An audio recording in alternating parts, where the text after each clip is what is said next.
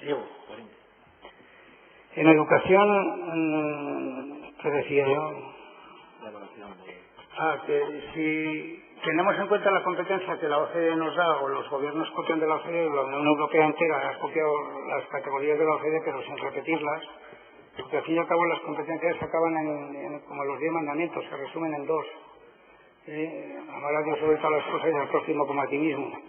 Y en las competencias al final todo se reduce a la capacidad de expresarse lingüística, matemáticamente, comprender científica y socialmente, el idioma extranjero, la capacitación en nuevas tecnologías, que es bueno que se diga porque están incorporándose como todas tarde y mal, digo tarde y mal, y la competencia emprendedora. Ayer vi en Escuela Española, lo que antes era Escuela Española, un gobierno autonómico, no sé cuál es, va a emprender unidades didácticas para fomentar la capacidad emprendedora. No sé si sea emprendedora de incendios, de arrasabosques, pero cultivar la capacidad emprendedora, pues que tiene iniciativa, ¿iniciativas de qué? De redimir a los pobres o de enriquecer a los ricos. Porque claro, las iniciativas emprendedoras pueden ser terribles, ¿no? Depende, pero nos quedamos con la palabra, hay que fomentar la capacidad emprendedora. ¿Pero de qué? ¿Para quién? ¿Con quién? Es decir, estamos infraalfabetizados en el lenguaje pedagógico todos y usamos metáforas que nos desbordan nuestros campos, ¿no?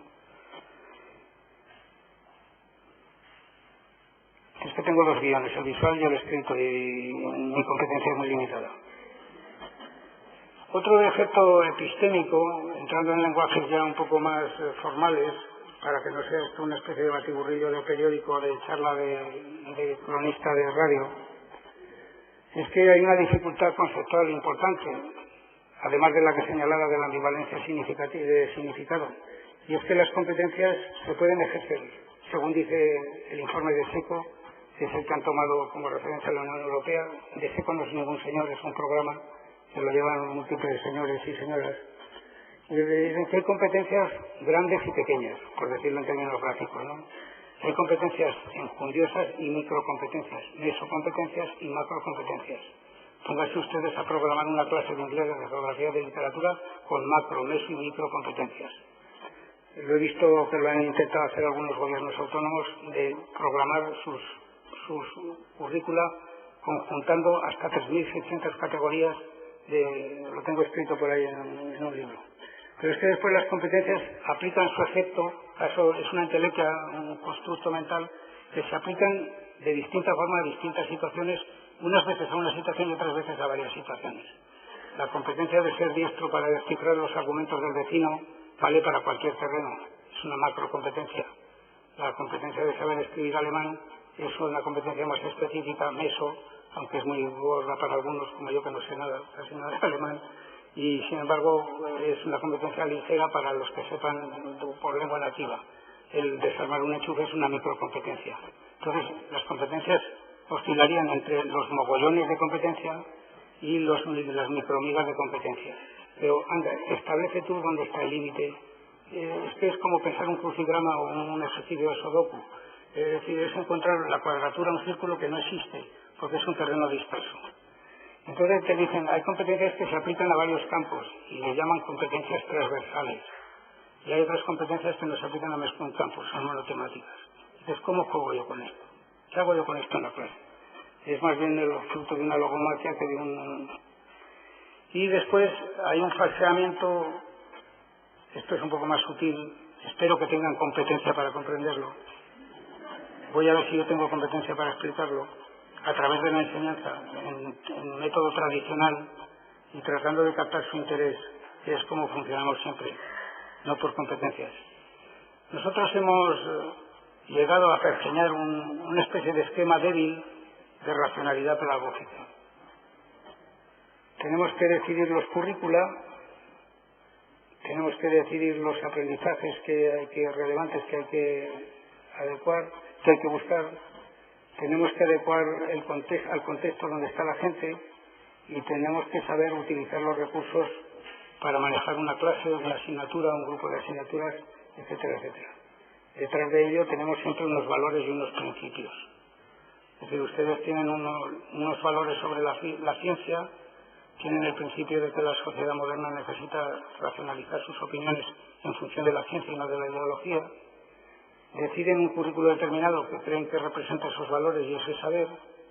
A partir de ahí promovemos actividades de aprendizaje lo más significativamente posibles para que se provoquen los efectos que pretendo. Después trato de evaluarlas y no siempre puedo, y después trato de organizar el ambiente y de proveer los recursos. Este es el esquema didáctico con el cual opera todo profesor, aunque no lo sepa normalmente, y lo que opina los esquemas didácticos de racionalización del diseño del currículum. Yo tengo unos valores y unos principios, selecciono unos contenidos, pero vean que ya no es lo mismo.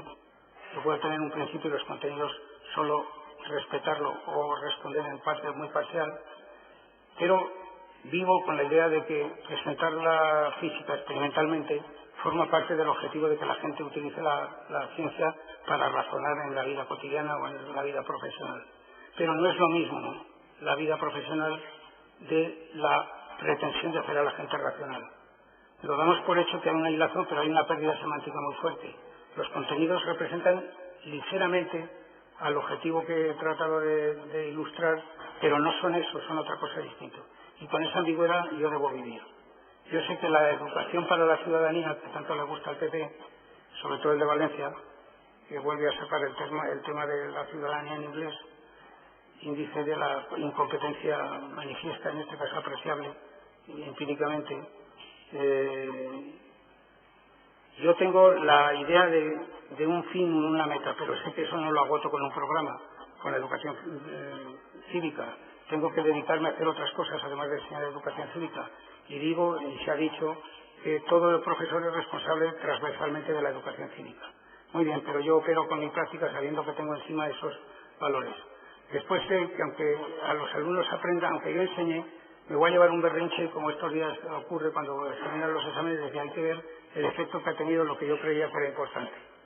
Entonces la gente te pone cosas alucinantes, como que las anécdotas típicas de los exámenes, ¿no? España es muy grande más que Francia, menos que Francia, etcétera, etcétera. Las típicas cosas. El aprendizaje también nos decepciona respecto de lo que nos proponemos, y esto es normal, porque nos fijamos en unos aspectos muy concretos y no podemos calibrar los efectos a medio y largo plazo. Yo educo a la gente y vengo haciéndolo durante bastantes años en la creencia de que sirve para algo, pero no tengo evidencias, porque tengo evidencia de gente fatal y tengo evidencia de gente que me dice: tú fuiste muy profesor, me fuiste muy útil, pero no sabes si es el pelota o es el verídico, ¿no? A mí me han llegado a decir: tú eras profesor mío en Valladolid. Yo decía: vale, pues nunca he estado en Valladolid de profesor, pero bueno, es aceptable la flor, ¿no? Lo que hemos hecho con estos temas, lo que hacen es subvertir el esquema. Yo tengo ideas más amplias y más genéricas que los currículas son más amplios que de lo que consigo es más amplio que lo que evalúo, y lo que evalúo representa lo que dije que quería muy someramente. ¿En qué ha influido vuestra capacidad de matemáticos en hacer el pensamiento racionalmente matemático? No lo puedes calibrar. Porque los objetivos importantes de la educación, esto es una elucubración teórica no comprobable empíricamente, cuanto más importantes son, menos definibles son. Cuanto menos importantes son, más fácilmente definibles son. Las pruebas objetivas son objetivas en un tipo de conocimiento, pero en otros conocimientos no tienen capacidad de diagnóstico. Porque los aprendizajes complejos no se pueden diagnosticar con verdadero o falso. Porque a veces las cosas son verdaderas y falsas según se miren, según se argumente. Es decir, yo no puedo reducir el aprendizaje de las ciencias a la prueba objetiva que tienen que superar. Lo mismo que no debo reducir el bachillerato a la prueba de selectividad que tienen que pasar. Y estamos de acuerdo en que las pruebas de selección de entrada a la universidad sesgan los currículos inmediatamente anteriores. En el año anterior están preparando la selectividad. Este es el ejemplo de lo que estoy diciendo. Si quiero dar solo lo que puedo comprobar, lo que me van a comprobar en la selectividad, no doy lo que debo de dar. Pues lo que das seguramente tampoco debe ser solo eso si quieres lograr lo que querías lograr. El esquema de las competencias revierte al contrario de este esquema de racionalidad pedagógica. Esto no es la primera vez que se hace. No sé si alguien recordará